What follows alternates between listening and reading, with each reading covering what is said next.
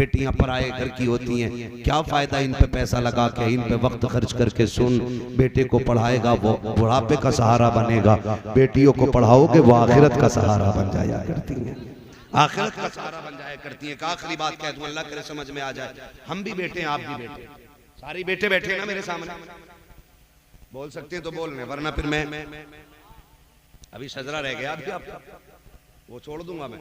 ये कड़वी बातें भी थोड़ी हजम कर लो, दवा जितनी ज्यादा कड़वी होती है फायदा उतना ज्यादा करती है, कड़वी दवा ज्यादा फायदा करती है ना, ठीक है ना। तो हम क्या सोचते हैं, कहते नहीं नहीं ये तो पराए घर चली जाएगी। हाथ जोड़ के गुजारिश है, बेटियों को पराया न करना। जब बेटियों को बार बार जब कुछ चीज गिर जाए ना, अम्मा थप्पड़ मार के कहती है पराए घर नहीं जाना, पराए घर की है, तुझे पराए घर जाना। जाएगी कब, ताने आज से मिल रहे हैं। आज बेटी पराई कर दी गई, आज बेटी को अपने घर में अकेला कर दिया हमने, पराया कह के आज बेटी को तन्हा कर दिया इस परिवार ने। खबरदार कभी बेटी को ये ताना न देना, वो पूरी जिंदगी ये पूछती है आखिर उसका घर कौन सा है। छोटी थी माँ बाप कहते रहे पराए घर जाना, तुझे पराए घर जाना, पराए घर जाना, और जब पराए घर चली गई वहां कब टूटा तो कहती तुझे दर्द क्या हो, तू तो पराए घर की है ना। इसे क्या दिया हमने, क्या दिया।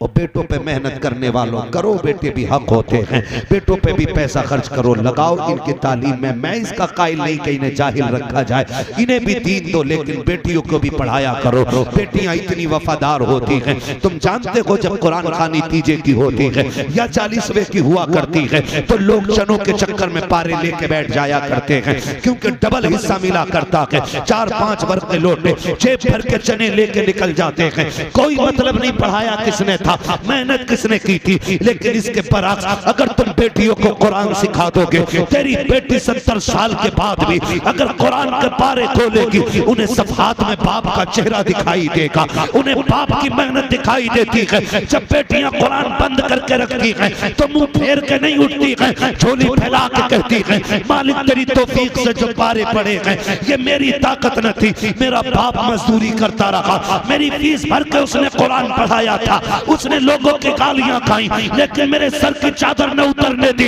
ये कह के बेटियां रो करके कहती मालिक जो आयतें पड़ी हैं इसका सवाब मेरे बाप की रूह को अता कर दे, मेरे बाप की रूह को अता कर दे। खुदा की कसम जब बेटियां रो के इतना कहती हैं तो दावे के साथ कहता हूँ 1000 महफिलें लोगों की एक तरफ, बेटी के आंसू एक तरफ।